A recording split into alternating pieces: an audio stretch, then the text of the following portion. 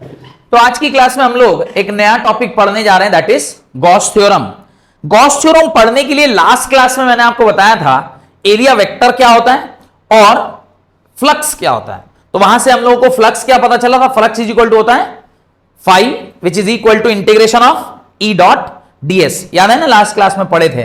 तो ये दो बेसिक नॉलेज आपके पास होना चाहिए ताकि आप ये इसको सॉल्व कर सकें, ई डॉट डीएस। तो ये हमने लास्ट क्लास में पढ़ा था कि फ्लक्स ये होता है। अब आप स्टेटमेंट लिखिए, फिर हम लोग को पढ़ते हैं। Right, according to Gauss theorem लिखिए, according to Gauss theorem the total electric flux phi, the total electric flux phi through any closed surface, the total electric flux phi through any closed surface in a free space is equal to epsilon naught times in free space is equal to epsilon naught times the total electric field Q enclosed in the surface, the total electric field Q enclosed in the surface. तो क्या कहता है Gauss, क्या कहता है Gauss? Gauss कहता है कि जो आपका फ्लक्स है, एक तो फ्लक्स का डेफिनेशन आपने पढ़ा, what is the definition of flux? Flux is equal to E dot DS. और एक और फ्लक्स फाई जो होता है वो किसके बराबर होता है? Q in by epsilon naught के बराबर होता है।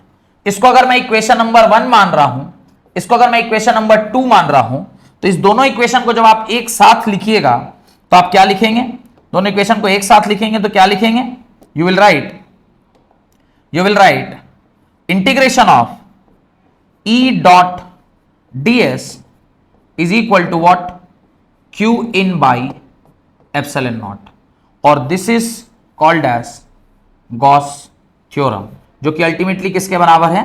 फ्लक्स के बराबर। तो फ्लक्स निकालने का हमारे पास दो तरीका है, एक flux is equal to E dot DS, दूसरा flux is equal to Q in by epsilon not.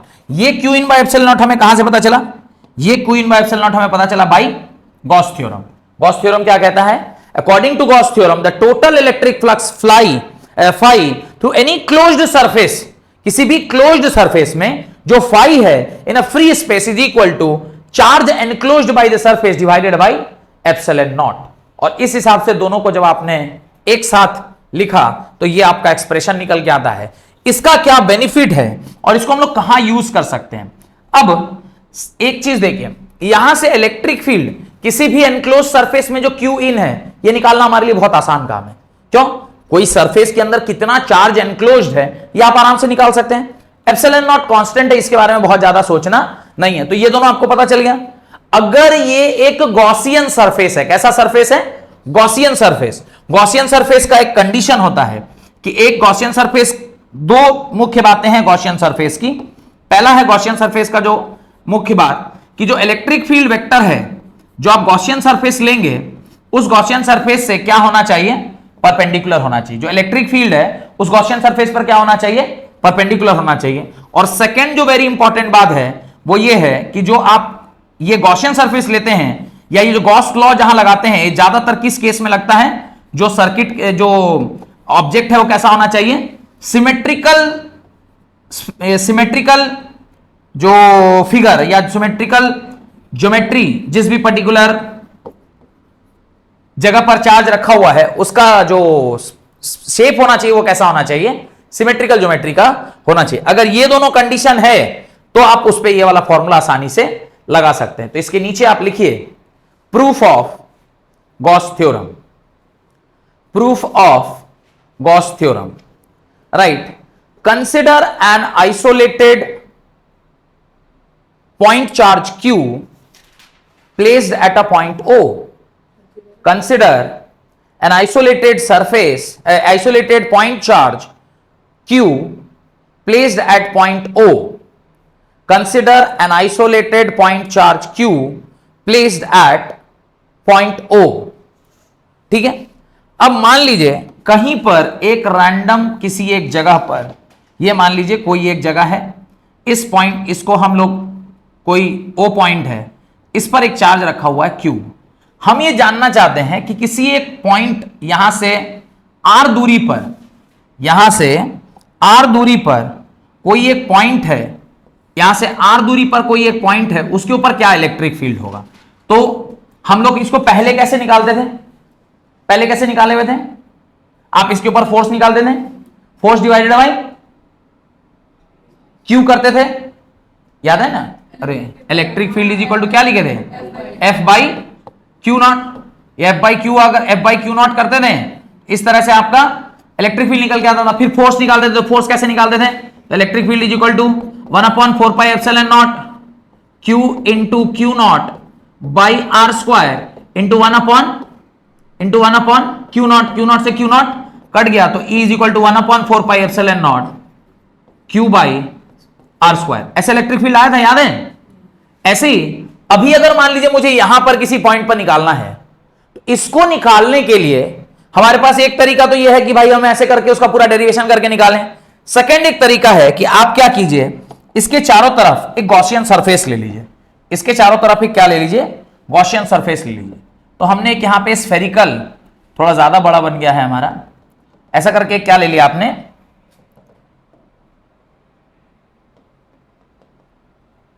ऐसा करके एक आप क्या करिए, गॉसियन सरफेस ले लिया।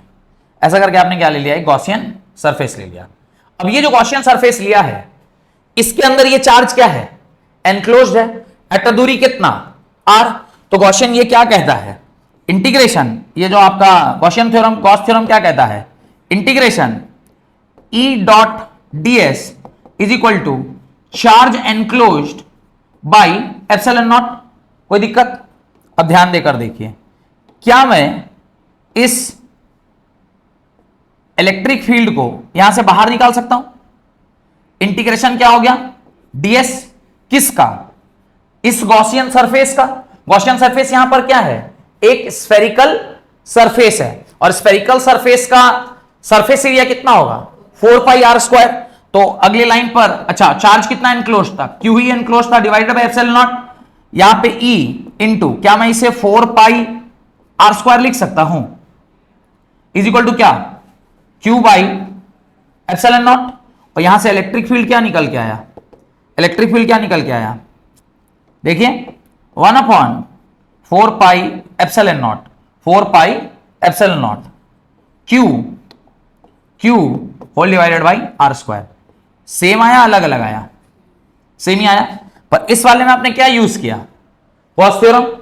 तो आप यहां पर, ये तो आसान था पॉइंट चार्ज के लिए, लेकिन गॉस थ्योरम क्या है, कॉम्प्लेक्स स्ट्रक्चर में भी काम आ जाता है। एक पूरा प्लेट है, डिस्ट्रीब्यूटेड चार्ज है, यहां तो क्या था, सिंपल पॉइंट चार्ज था, इसलिए पता नहीं चला, लेकिन वहां डिस्ट्रीब्यूटेड चार्ज होगा, फिर वहां क्या करेंगे, तो वहां पे फिर थोड़ा सा दिक्कत आ जाएगा। तो उस दिक्कत को हम आसानी से इस गॉस थ्योरम की मदद से क्या कर सकते हैं, शॉर्ट आउट कर सकते हैं। तो इसको आप अपनी कॉपी में लिख लें।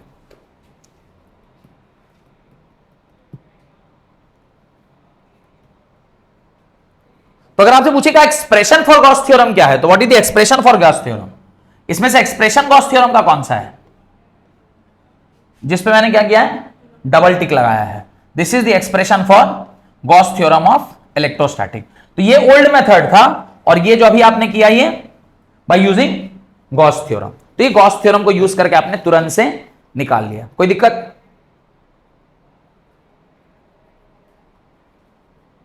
नोट डाल के 2-3 बातें लिखिए। यहां तक हो गया तो प्रूफ हो गया ना, चाहे वैसे निकाले तो भी वही आया और गॉस थ्योरम से भी वही आया। तो वी हैव प्रूव्ड इट कि एक पॉइंट चार्ज की वजह से जो इलेक्ट्रिक फील्ड है वो दोनों ही तरीके से क्या आता है, सेम आता है। ऐसे निकालिए तो भी वही और ऐसे निकालिए तो भी वही। लिखिए नोट डाल के, if the close surface do not enclose any charge, if a close surface do not enclose any charge, कोई एक क्लोज सरफेस है जहां पे Q इज इक्वल टू क्या है, 0 है। Q नहीं बोलते हैं उसको, क्या बोलते हैं, Q इन 0 है। Q इन 0 मतलब जो सरफेस है, जो गॉसियन सरफेस आपने लिया है, उसके अंदर कोई भी चार्ज प्रेजेंट नहीं है। अगर चार्ज उसमें प्रेजेंट नहीं है तो वो क्या है, 0 है। और इस हिसाब से नेट फ्लक्स क्या होगा, net flux is equal to E dot ds का integration which is equal to what, Q in by epsilon naught चूंकि क्यू इन 0 है तो क्या फाई भी 0 हो गया और इलेक्ट्रिक फील्ड भी क्या हो गया, इलेक्ट्रिक फील्ड भी क्या हो गया, 0 हो गया, इलेक्ट्रिक फील्ड भी क्या हो गया, 0 हो गया। मेरे ख्याल से ये लॉजिक क्लियर है कि अगर चार्ज ही नहीं है अंदर तो आपका फाई भी 0 होगा और इलेक्ट्रिक फील्ड भी 0 होगा। Case number 1। Now right case number 2। अब वहां एक ऐसा सरफेस है, केस नंबर 2 में ऐसा सरफेस है जहां पर 2 चार्जेस हैं। लिखिए case 2, 2 charges are enclosed inside the surface, 2 charges are enclosed inside the surface। कौन कौन सा? एक प्लस क्यू चार्ज है और दूसरा माइनस क्यू चार्ज है। एक प्लस क्यू चार्ज है और दूसरा माइनस क्यू चार्ज है। अब नेट चार्ज इसके अंदर कितना है? तो इसका नेट चार्ज है, net charge inside the body is equal to plus Q plus of minus Q that is equal to 0। यानी क्यू इन वापस से क्या हो गया, 0 हो गया। क्यू इन वापस से क्या हो गया, 0 हो गया। और अगर क्यू इन 0 है तो अभी थोड़ी देर पहले मैंने आपसे बताया था कि इलेक्ट्रिक फील्ड भी क्या हो जाएगा, 0 हो जाएगा और फ्लक्स भी क्या हो जाएगा, 0 हो जाएगा। इसलिए नहीं कि चार्ज अंदर नहीं है, even if there is charge but the overall charge inside the body is 0। और अगर overall charge inside the body अगर 0 हो जाता है तो भी क्या बोलते हैं, क्यू इन आपका 0 हो गया। और अगर क्यू इन 0 है, अब ऐसा नहीं है कि इससे फील्ड बाहर नहीं जा रही होंगी, ऐसा नहीं है कि यहां से फील्ड बाहर नहीं निकल रही होंगी, फील्ड यहां से बाहर निकल रही होंगी। चूंकि पॉजिटिव चार्ज क्यू है, जितनी फील्ड लाइंस बाहर निकल रहे होंगे उतने ही approximately field lines exactly same amount में क्या हो रहे होंगे, अंदर आ रहे होंगे, जिसकी वजह से दोनों आपस में क्या कर देगा, कैंसल आउट हो जाएगा और नेट फ्लक्स क्या हो जाएगा, 0। और इलेक्ट्रिक फील्ड भी क्या हो जाएगा, इलेक्ट्रिक फील्ड भी क्या हो जाएगा, 0। इलेक्ट्रिक फील्ड भी क्या हो जाएगा, 0। यहां तक कोई doubt? Done, right.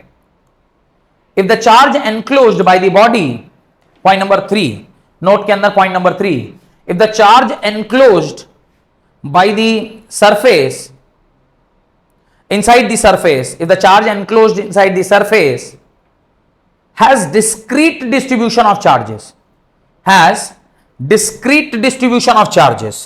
point number 3 क्या है? जो चार्जेस हैं वो कैसे हैं, डिस्क्रीट हैं। what do you mean by discrete? माने जो Q है, Q1 अमाउंट का कुछ चार्ज है, Q2 का कुछ चार्ज है, Q3 का कुछ चार्ज है, Q4 का कुछ चार्ज है, dot dot dot dot Qn का कुछ चार्ज है। तो ये अलग अलग चार्जेस वहां पर हैं। तो नेट चार्ज क्या होगा, net charge which is enclosed inside the surface will be equal to Q1 plus Q2 plus Q3 plus dot dot dot dot Qn के बराबर। और इसको जब आप यूज करेंगे तो फाई इज इक्वल टू क्या होगा, phi is equal to integration E dot ds। इस तरफ तो कहीं कोई परिवर्तन नहीं होगा, बस Q इन के जगह पर अब आप क्या यूज करेंगे, ये वैल्यू यूज करेंगे। क्यू इन के बगल पे आप क्या यूज करेंगे, तो फाई इज इक्वल टू क्या हो जाएगा, इंटीग्रेशन ई डॉट ds। अब क्यू इन के जगह पे आप ये लिख सकते हैं, और इसको अगर हम चाहेंगे इन टर्म्स ऑफ समेशन लिखना तो क्या लिखेंगे, Q I where I goes from 1 से लेकर n तक इंटू 1 अपॉन एप्सिलॉन नॉट। लिखेंगे नहीं लिखेंगे? तो ये डिस्क्रीट चार्जेस होंगे। तो इस तरह से हम लोग क्या करते हैं, गॉस थ्योरम को यूज करते हैं।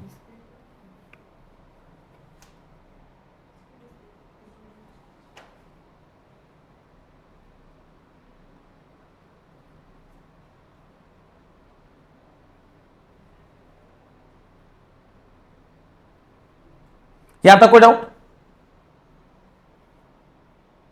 एक क्वेश्चन लिखिए, a point charge of 1 Q coulomb, a point charge of 1 mu coulomb, बढ़े आगे, a point charge of 1 mu coulomb, Q कितना दिया हुआ है, 1 म्यू कूलम दे दिया हुआ। A point charge of 1 mu coulomb is at the center of a cubic Gaussian surface, at the center of cubic Gaussian surface having side 8.85 centimetre, having side 8.85 centimeter. What is the net electric flux through the surface of the cube? What is the net electric flux through the surface of the cube? Part 2 question number, मतलब इसी में second part. What is the flux, electric flux through each surface of the cube? What is the electric flux through each surface of the cube? क्या कहना है, एक cube है, एक क्या है, क्यूब है. इस क्यूब के बीचों बीच, इस क्यूब के बीचों बीच एक क्या रखा हुआ है, इस क्यूब के बीचों बीच एक क्या रखा हुआ है, चार्ज रखा हुआ है. इस क्यूब के बीचों बीच एक क्या रखा हुआ है, चार्ज रखा हुआ है. यहां पर एक चार्ज एनक्लोज्ड है, यहां पे एक चार्ज एनक्लोज्ड है.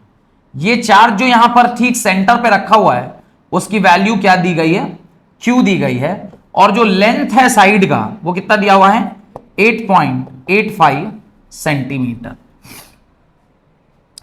अब नेट फ्लक्स हम लोग को निकालना है, तो flux phi is equal to Q in by epsilon naught. Flux phi is equal to क्या यूज करेंगे, क्यू इन कितना है 1.0 into 10⁻⁻6 coulomb whole divided by epsilon naught की वैल्यू क्या होती है 8.85 into 10⁻12. 8.85 into 10⁻12. Phi is equal to, solve कीजिएगा, निकल के आ जाएगा आंसर 1.13. 1.13 फ्लक्स का यूनिट क्या होता है, newton, newton metre square coulomb inverse, newton metre square coulomb inverse. तो फाई आपका निकल के आ गया. अब कहेंगे सर ये फिर 8.85 क्यों दिया हुआ था. अगर ये मुझसे इलेक्ट्रिक फील्ड पूछता, क्या पूछता, इलेक्ट्रिक फील्ड पूछता. मान लीजिए किसी में आपसे क्या पूछा हुआ है कि बताइए भाई किसी एक कॉर्नर से या किसी एक साइड से कितना, जैसे सेकंड पार्ट ने उसने पूछा है कि कितने फील्ड लाइंस क्रॉस कर रहे हैं. तो ये तो फर्स्ट पार्ट का आंसर हो गया. तो पहले फर्स्ट पार्ट को क्लियर करते हैं, फिर सेकंड पार्ट को लेते हैं. सेकंड पार्ट में कहना कि एक सरफेस से कितना होगा, तो टोटल फ्लक्स कितना आया दिस. तो फ्रॉम वन सरफेस क्या होगा, फ्रॉम वन साइड से कितना क्रॉस कर रहा होगा, तो total flux phi divided by 6 is equal to 5 dash which is the flux through one surface. ये कितना हो जाएगा 1.13 डिवाइडेड बाई 6.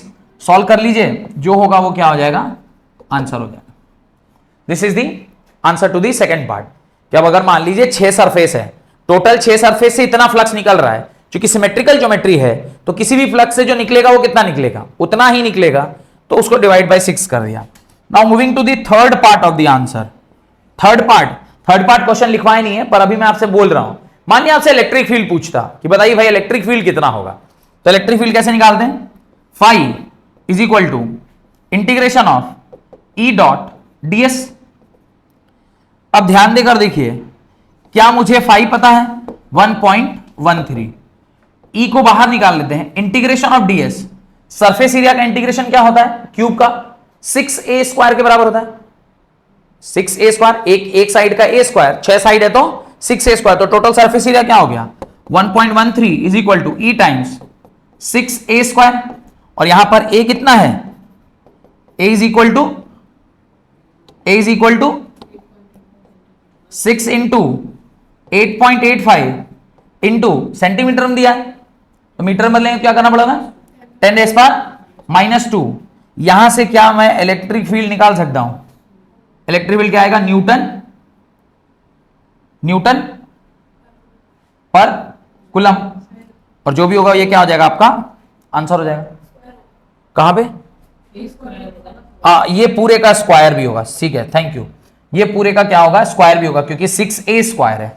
अब जो भी आएगा वो मेरा क्या हो जाएगा आंसर. तो ये 8.85 कहां काम आया, अगर मुझे क्या बोलता वो इलेक्ट्रिक फील्ड निकालने, लेकिन जो फ्लक्स में मुझे इसकी कोई आवश्यकता नहीं थी. फ्लक्स में मुझे कोई इसकी आवश्यकता नहीं थी. हां, फ्लक्स में भी काम आता कब, जब मैं फ्लक्स निकालता इस फॉर्मूले से.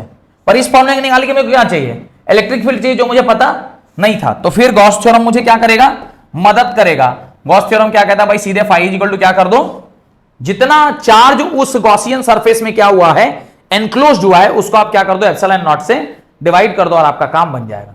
कोई दिक्कत, कोई डाउट? हेडिंग डालिए application of Gauss theorem. Heading डालिए application of Gauss theorem. Application वो कर लेंगे ना, उसको सॉल्व करके लिख लीजिएगा। Application of Gauss theorem. Application of Gauss theorem. Gauss theorem का एप्लीकेशन हम लोगों को अभी पढ़ना है कि क्या क्या उसका एप्लीकेशन है। उसके अंदर जो पहला एप्लीकेशन आपको पढ़ना है, हेडिंग डालिए electric field intensity due to a infinite long straight uniformly charged wire. Electric field intensity due to an infinite long straight uniformly charged wire. Electric field intensity due to an infinitely long straight uniformly charged wire. Infinitely long straight charged wire. Done? कोई दिक्कत?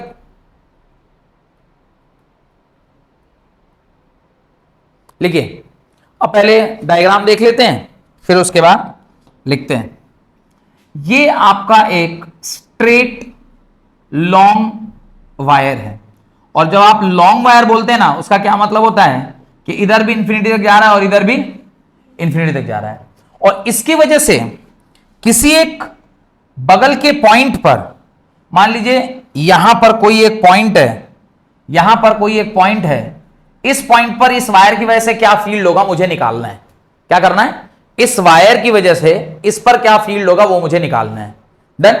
तो हम कैसे निकालेंगे? तो सबसे पहला काम हमें करना होता है, जब कभी भी हम इस तरह का कोई एप्लीकेशन देखते हैं, हमें सोचना होगा अबाउट दी गॉसियन सरफेस। तो गॉसियन सरफेस जब हम सोचेंगे, थोड़ा सा बुद्धि लगाएंगे गॉसियन सरफेस के लिए। बुद्धि क्या है? गॉसियन सरफेस का दो कंडीशन है। पहला, जो इलेक्ट्रिक फील्ड लाइंस यहां से निकल रहे होंगे वो कैसे होने चाहिए? गॉसियन सरफेस के ऊपर कैसा होना चाहिए? परपेंडिकुलर होना चाहिए, पहला। और सेकंड है कि वो जो गॉसियन सरफेस आप लेंगे वो एक ऐसा सरफेस लेंगे जिसका आपको सरफेस एरिया पता है, ताकि आप उसको सरफेस एरिया कैलकुलेट कर सकें। मानिए सरफेस एरिया ही नहीं निकाल पाएंगे, मानिए हम ऐसा आना टेढ़ा कुछ बना दिए, इधर सरफेस एरिया ही नहीं निकल पाएंगे, तो फिर हम गॉसियन सरफेस लेके क्या फायदा? फिर तो भाई तुम पूरा डेरिवेशन ही कर लो। तो उसके लिए हमको क्या चाहिए? गॉसियन सरफेस ऐसा होना चाहिए जो कि सिमेट्रिकल हो, यानी सिमेट्रिकल ज्योमेट्री हो, जिसका मुझे क्या पता होना चाहिए? टोटल सरफेस एरिया या एटलीस्ट लेटरल सरफेस एरिया क्या होना चाहिए? पता होना चाहिए। तो अब पहले मैं ये देखता हूं कि इसके फील्ड लाइंस कैसे होंगे। तो इसके फील्ड लाइंस को समझने के लिए एक मैं हर साल एग्जांपल देता हूं बच्चों को, ताकि ये फील आ पाए कि इसका फील्ड लाइन होगा कैसा। तो इसका फील्ड लाइन, आप वो बच्चा लोग का बोतल धोने वाला एक तो ब्रश आता है, देखिए, जो छोटा बच्चा जो दूध पीता है, वो दूध का बोतल धोने के लिए जो ब्रश आता है ऐसे करके, जिसको जैसे कांटा टाइप का ऐसे ऐसे ऐसे सब तरफ से निकला रहता है, देखेंगे नहीं देखें वाला ब्रश? वो जो ब्रश है एग्जैक्टली इसका जो फील्ड लाइन है वो ब्रश के जैसा ही है। बीच में एक मेटालिक वायर है और उसके चारों तरफ से क्या है?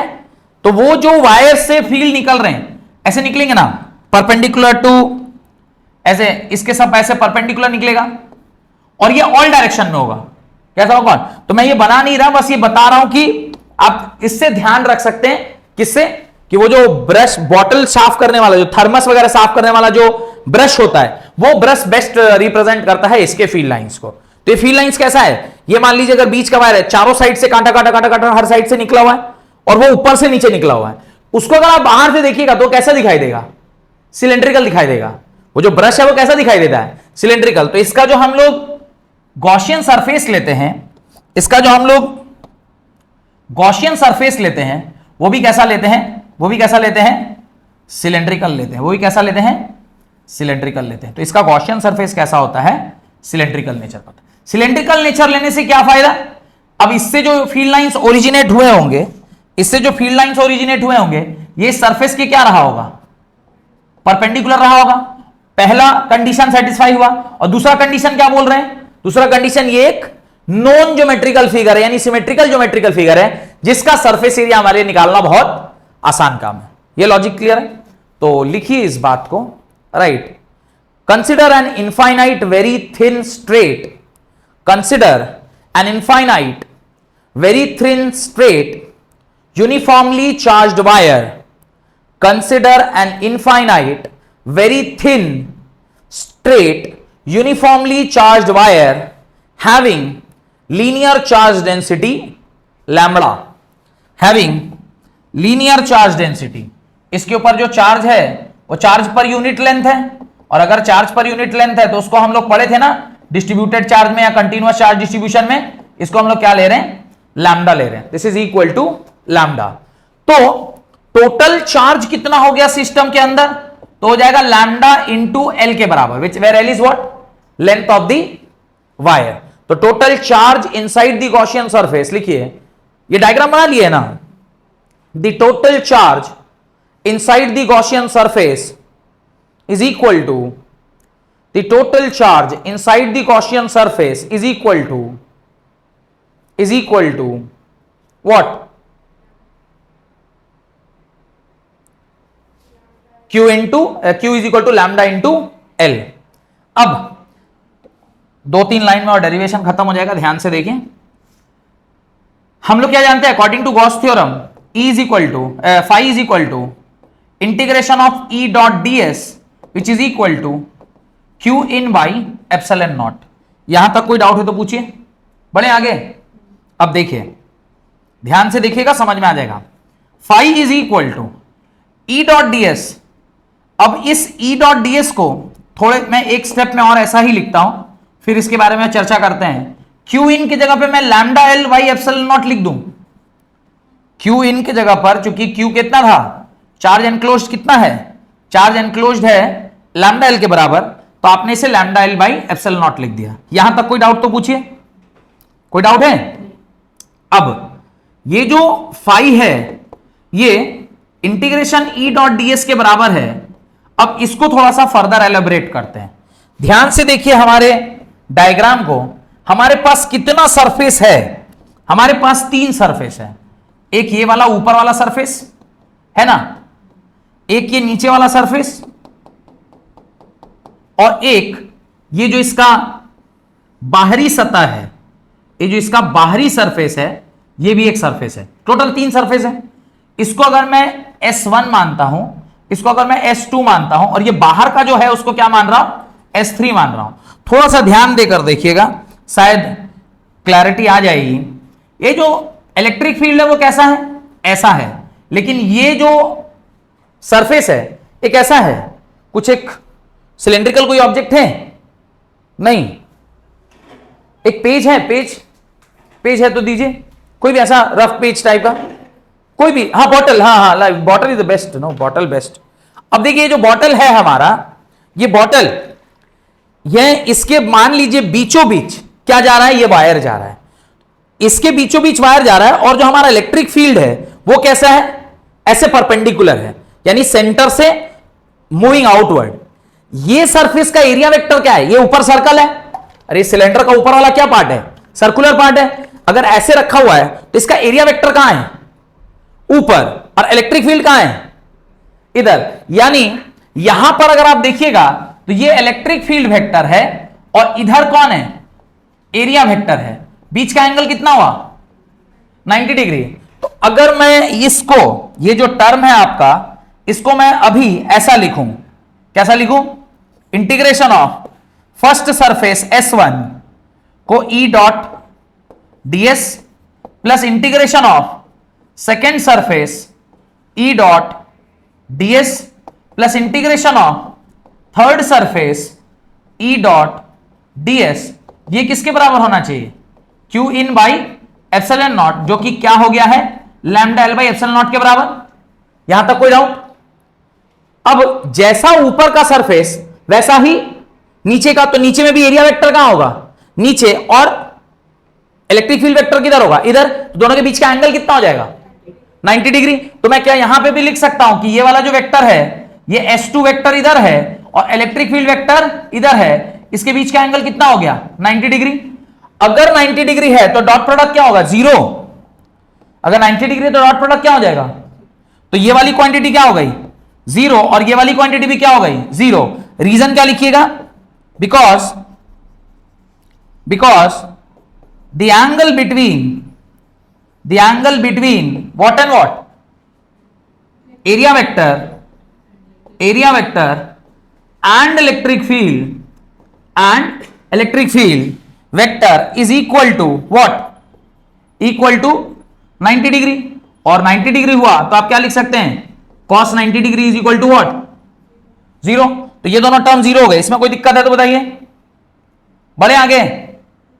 अब हमारा पूरा डेरिवेशन कहां पे रह गया, हमारा पूरा डेरिवेशन कंक्लूड हो गया, E dot ds only for the third surface S3 which is equal to lambda L by epsilon naught के बराबर। यहां तक कोई डाउट, आगे बढ़ जाऊं आगे। अच्छा, ये जो थर्ड सरफेस है उसका इलेक्ट्रिक फील्ड और उसको भी चेक करिएगा। तो इलेक्ट्रिक फील्ड तो मैंने यहां बनाया ही था बाहर की ओर, और ये चूंकि सर्कुलर एक ऑब्जेक्ट है तो उसका भी एरिया वेक्टर भी कहां आएगा, बाहर की ओर आएगा। तो थीटा कितना होगा इसका, थीटा कितना होगा, 0 डिग्री। तो 0 डिग्री हुआ तो maximum flux will cross through it. तो यहां पे E को मैं क्या लिख देता हूं, बाहर निकाल लेता हूं, इंटीग्रेशन क्या हो जाएगा, ds जो कि कौन सा सरफेस है, S3 सरफेस है, और lambda L by epsilon naught के बराबर। यहां तक कोई डाउट है तो पूछिए, नहीं कोई डाउट है। अब E को तो ऐसे ही छोड़ दिया, into what is the lateral surface area of cylinder, 2 pi R H. Lateral surface area कितना है, 2 पाई आर इंटू एच।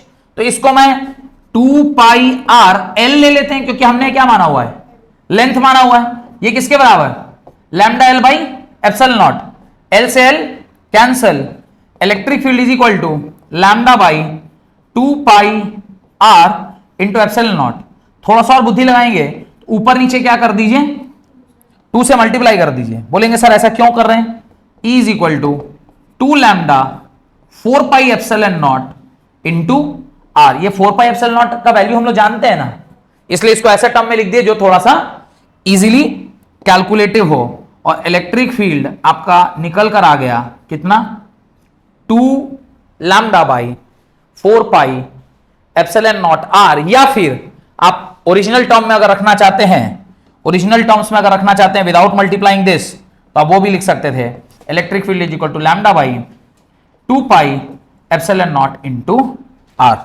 यहां से एक बात तो समझ में आ गई कि जो हमारा इलेक्ट्रिक फील्ड है वो किन किन चीजों पर डिपेंडेंट है, जो इलेक्ट्रिक फील्ड है वो किस पर डिपेंडेंट है, electric field is inversely proportional to R. यानी जैसे जैसे आर बढ़ेगा वैसे वैसे इलेक्ट्रिक फील्ड क्या होती जाएगी, कम होती जाएगी, और किसी भी क्वांटिटी पे डिपेंडेंट नहीं है। क्यों, लैम्डा क्या है, चार्ज पर unit length, 2 pi epsilon naught, all are constant. यानी सिर्फ और सिर्फ किसके ऊपर डिपेंडेंट है, ये सिर्फ और सिर्फ आर के ऊपर डिपेंडेंट है, वो भी इनवर्सली प्रोपोर्शनल। ये इसका फर्स्ट एप्लीकेशन है, ये इसका क्या है, फर्स्ट एप्लीकेशन है। ऐसे ही हम लोग को 2 एप्लीकेशन और पढ़ना है। तो ये आप पूरा क्लियर लिखिए, एक क्वेश्चन लिखिए। अच्छा, इसको वेक्टर फॉर्म में लिखेंगे तो कैसे लिखेंगे, ये तो क्या इसका मैग्नीट्यूड, अगर वेक्टर फॉर्म में लिखेंगे तो क्या लिखेंगे, if will write the vector form क्या लिखेंगे, E vector is equal to lambda by 2 pi epsilon naught R into यहां पे क्या लिख देंगे, normal vector which is area vector also. तो ये क्या हो जाएगा, this is the formula in terms of electric field vector. तो वेक्टर फॉर्म में ये बहुत काम है। तो इलेक्ट्रिक फील्ड कितनी आसानी से देखिए फाइंड कर पा रहे, कैसा, एक डिस्ट्रीब्यूटेड चार्ज का। लेकिन अगर हम नहीं जानते थे गॉस थ्योरम तो क्या करते, गॉस थ्योरम नहीं जानते थे तो क्या करते, फिर इंटीग्रेट करना पड़ता। एक छोटा एलिमेंट लेते, उस एलिमेंट का उस पर्टिकुलर पॉइंट पर फोर्स चेक करते, फिर सारे एलिमेंट का फोर्स लेते, उन सारे फोर्सेस का वेक्टर तो होते, फिर उस सारे वेक्टर्स को सम करते, सम करने के बाद इंटीग्रेट करते, तब जाके आपका फाइनल, उसको फिर क्यू नॉट से डिवाइड देते, तब जाके आपका फाइनल आंसर आता। पर ये क्या कर दिया, बिना इंटीग्रेशन के झमेला खत्म, गॉसियन सरफेस, एक ऐसा सरफेस लेना है जिसके सरफेस के परपेंडिकुलर इलेक्ट्रिक फील्ड होना चाहिए, और जो गॉसियन सरफेस लिया है वो कैसा होना चाहिए, सिमेट्रिकल होना चाहिए, जिसका सरफेस एरिया हम आसानी से क्या कर सकते हैं, निकाल सकते हैं। बस निकालिए, रखिए, पुट करिए, आंसर आ जाएगा। डन, क्वेश्चन लिखिए। An infinite line charge produces an electric field of an infinite line charge, line charge मतलब एक इनफाइनाइट रॉड है या इनफाइनाइट वायर है, उसके ऊपर चार्ज है। An infinite line charge produces a field of 9 into 10 raised power 4, 9 into 10 raised power 4, 9 into 10 raised power 4। Electric field का unit लिख लीजिए न्यूटन पर कूलम। तो आपको इलेक्ट्रिक फील्ड दे दिया, कितना दिया है? Electric field is equal to 9 into 10 raised power 4, 9 into 10 raised power 4 Newton पर कूलम। ये आपको इलेक्ट्रिक फील्ड दे दिया। आपसे क्या पूछा है? एट अ डिस्टेंस, आगे लिखिए at a distance 4 centimetre, at a distance 4 centimetre calculate the linear charge density, calculate the linear charge density. ये 4 सेंटीमीटर दे दिया और आपसे क्या पूछा है उसने? लैम्डा पूछा है। अगर फॉर्मूला याद होगा तो डायरेक्टली इसका आंसर किया जा सकता है। Electric field is equal to lambda by 2 pi epsilon naught R. अब यहां पर इसको उस फॉर्मेट में लिख देने पर थोड़ा सा सहूलियत हो जाता है, जो मैंने अभी थोड़ी देर पहले आपको बताया था। इसमें लिख दीजिएगा तो यहां पे अब इलेक्ट्रिक फील्ड क्या हो गया? क्या है electric field? 9 into 10 raised power 4 बोला है ना, 9 into 10 raised power 4 is equal to twice of lambda whole divided by 1/4 pi epsilon naught. किसके बराबर होता है? 9 into 10 raised power 9। बस यहां पर एक ही अननोन है, दैट इज लैम्डा। सॉल्व कीजिए और आपका आंसर आ जाएगा। अरे ये 1/4 पाई एप्सिलॉन नॉट का है 9 into 10 की 4 पाई एप्सिलॉन नॉट का है? 4 पाई एप्सिलॉन नॉट का है तो 1/4 pi epsilon not 1/4 pi epsilon not है ना, उसका वैल्यू 9 into 10 है ना। हाँ ठीक है, तो यहां से लैम्डा करिएगा तो कितना आएगा? 2 into 10 - 7। वाह वेरी गुड, 2 into 10 - 7। यूनिट क्या लिखेंगे? चार्ज पर यूनिट लेंथ यानी कूलम पर मीटर। क्लियर? चार्ज पर यूनिट लेंथ कूलम पर मीटर। अब हम लोग को इसका 2 एप्लीकेशन और पढ़ना है। इसका अगला एप्लीकेशन है कि एक इनफाइनाइट शीट है। क्या है? एक इनफाइनाइट शीट है। उस इनफाइनाइट शीट के ऊपर आपको क्या निकालना है? उस इनफाइनाइट शीट की वजह से क्या इलेक्ट्रिक फील्ड जनरेट होगा किसी भी पॉइंट पर। और जो लास्ट एप्लीकेशन है दैट इज कि कोई अगर एक स्फेरिकल सरफेस है तो उस स्फेरिकल सरफेस पर क्या इलेक्ट्रिक फील्ड वेक्टर बनेगा, यानी किसी भी पॉइंट पर क्या इलेक्ट्रिक फील्ड होगा उस स्फेरिकल सरफेस, जो कि पूरा का पूरा स्फेयर ही क्या है? चार्ज स्फेयर है। जैसे अभी आपने लिखा था पॉइंट चार्ज है, उसकी वजह से जो गॉसियन सरफेस लिए थे वो स्फेरिकल सरफेस लिए थे। अभी हम लोग क्या बोल रहे हैं? एक पूरा का पूरा स्फेरिकल सरफेस है जो कि पूरा चार्ज है। तो अभी हम लोग को 2 केस और पढ़ना और ये चैप्टर क्या हो जाएगा? खत्म हो जाएगा। एक है इनफाइनाइट रॉड का और दूसरा है आपका स्फेरिकल सरफेस का, और ये चैप्टर आपका खत्म हो जाएगा। तो यहां तक आज की क्लास में रखते हैं। अगली क्लास में बाकी का दोनों भी हम लोग कंप्लीट कर लेंगे।